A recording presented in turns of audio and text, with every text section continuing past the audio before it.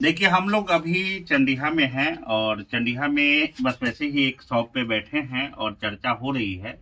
चर्चा ये हो रही है कि लोकसभा चुनाव आ रहा है और आपको जहां वोट करना है निश्चित रूप से आप पहले से तैयार होंगे या आगे नेताओं को देखकर तैयारी करेंगे कि वोट किसको करना। सवाल यह है कि वोट आपको जहां करना है आप स्वतंत्र हैं, हम कोई दावेदार तो उसमें है नहीं। हालांकि पिछले 5 वर्षों से बढ़ रही है संकल्प की दाढ़ी। कोशिश इतना है कि इस क्षेत्र की 3 मूलभूत समस्या है, रीगा मिल, अधौड़ी खोरीपाकर पुल और हो सके तो शिवहर का रेल। इन 3 समस्याओं की बात प्रत्येक नेताओं से करना होगा। यही कोशिश हम लोगों से मिलकर कर रहे हैं कि जब भी आपके बीच लोकसभा चुनाव में वोट के लिए कोई नेता आए तो आप 3 समस्याओं की बात जरूर करें। एक बात करें अधौड़ी खोरीपाकर पुल का, दूसरी बात करें आपको रीगा के मिल का जिसके कारण किसान मजदूर और सबके सब पूरा क्षेत्र हालाकान है, और तीसरी बात करें रेल का। और मैं कहता हूं कि संभव हो तो आप रेल की बात ये करें कि अब आप हमको सीतामढ़ी और मोतिहारी से जोड़िए, नहीं जोड़िए, आप कम से कम शिवहर को रेल के माध्यम से मुजफ्फरपुर से जोड़ दीजिए ताकि हम पूरे देश से जुड़ जाए। क्योंकि मुजफ्फरपुर से अगर शिवहर का रेल जुड़ जाता है तो पूरे देश से हमारी कनेक्टिविटी हो जाएगी।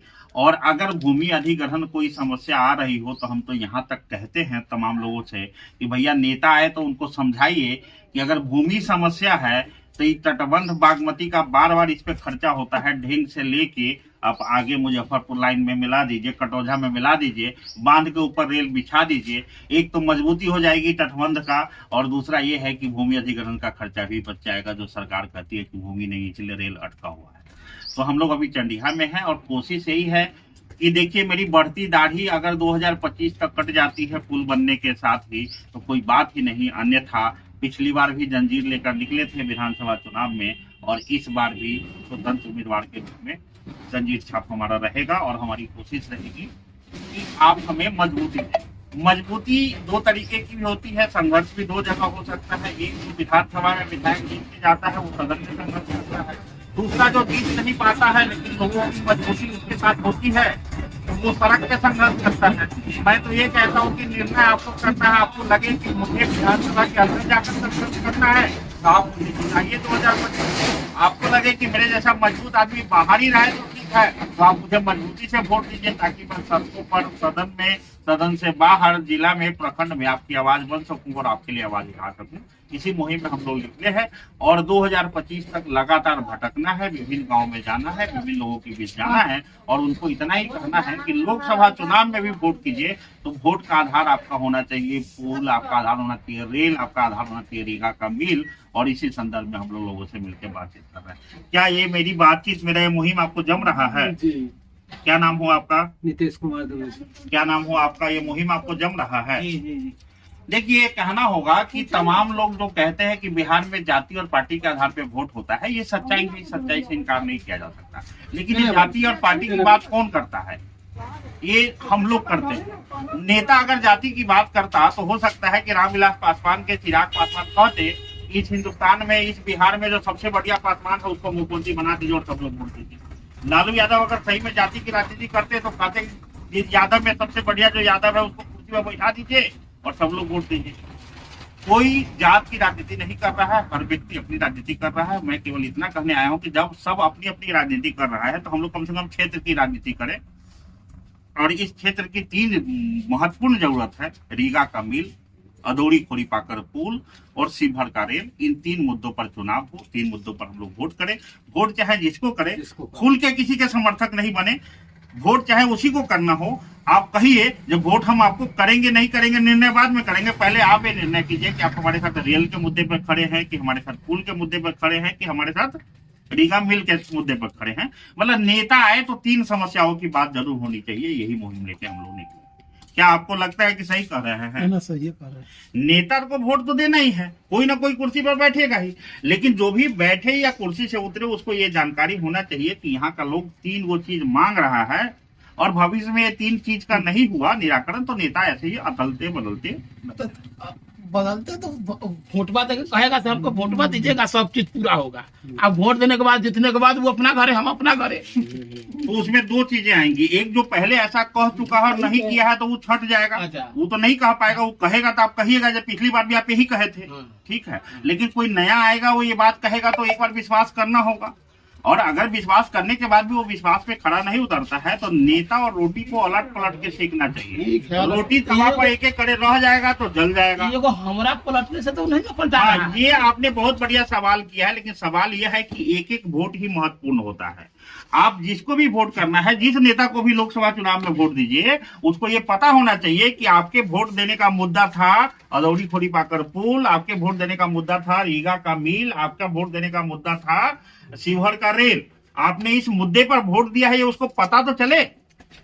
सवाल यह है कि हर 5 साल में आके अगर नेता आश्वासन देता है तो उसको 5 साल तक याद रहना चाहिए ना कि वो क्या आश्वासन दिया है। और ये खलबलाहट हम लोग 2 साल पहले से क्यों लेके चल रहे हैं कि भाई 25 में अगर मेरी दाढ़ी कट गई रहेगी बात ही खत्म, और नहीं कट रही होगी, नहीं कट गई होगी तो हम तो आपसे वोट मांगने आएंगे। हम आपसे इसलिए वोट मांगने आएंगे कि वोट का 2 होता है प्रभाव। एक प्रभाव होता है कि कोई जीत के सदन में जाता है, वहां सही आवाज उठाता है, और दूसरा प्रभाव होता है हम जैसे आदमी नहीं भी जीत पाता है तो रोड पे तो आवाज उठाता है। तो रोड पे भी आवाज उठाने के लिए हमको मजबूती चाहिए। हमको 3000 लोग वोट दिया तो इतना मजबूती आया, और जिस दिन हमको 30,000 लोग वोट देगा उस दिन कितना मजबूती रहेगा। भाई आपका समस्या कहाँ पड़ेगा?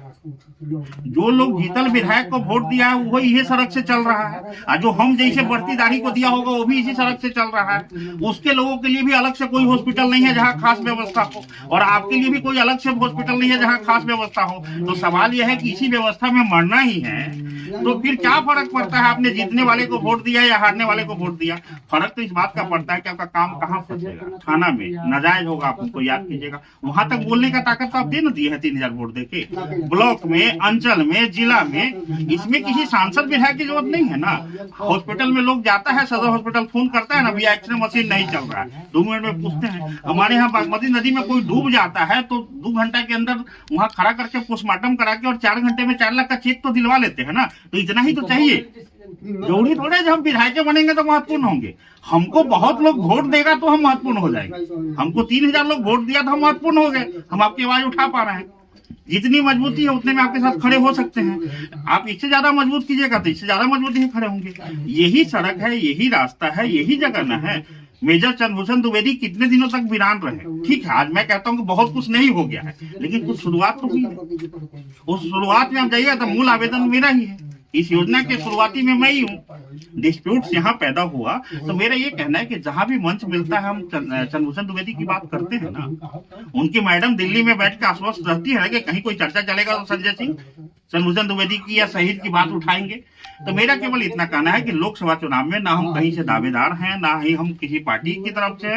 मेरा केवल इतना ही कहना है कि लोकसभा चुनाव में आप जिस नेता को भी मन बनाए हो उसको वोट दीजिए, लेकिन उसको ये पता होना चाहिए कि आपके वोट देने का कारण वो नेता कम था, अदौड़ी पुल ज्यादा था, रीगा का मिल ज्यादा था, शिवहर का रेल ज्यादा महत्वपूर्ण था, आपके यहाँ जो स्थानीय समस्या है ये ज्यादा महत्वपूर्ण था। नेता महत्वपूर्ण था। केवल नेताओं को ये लग रहा है, नेताओं को क्या लग रहा है कि हम फलना पार्टी का टिकट लेके आए इसलिए जीत गए। नेताओं को क्या लग रहा है कि हम फलना जाति के थे इसलिए जीत गए। इस भरम में वो रहने के कारण आपकी तरफ ध्यान नहीं दे पा रहा है 5 साल।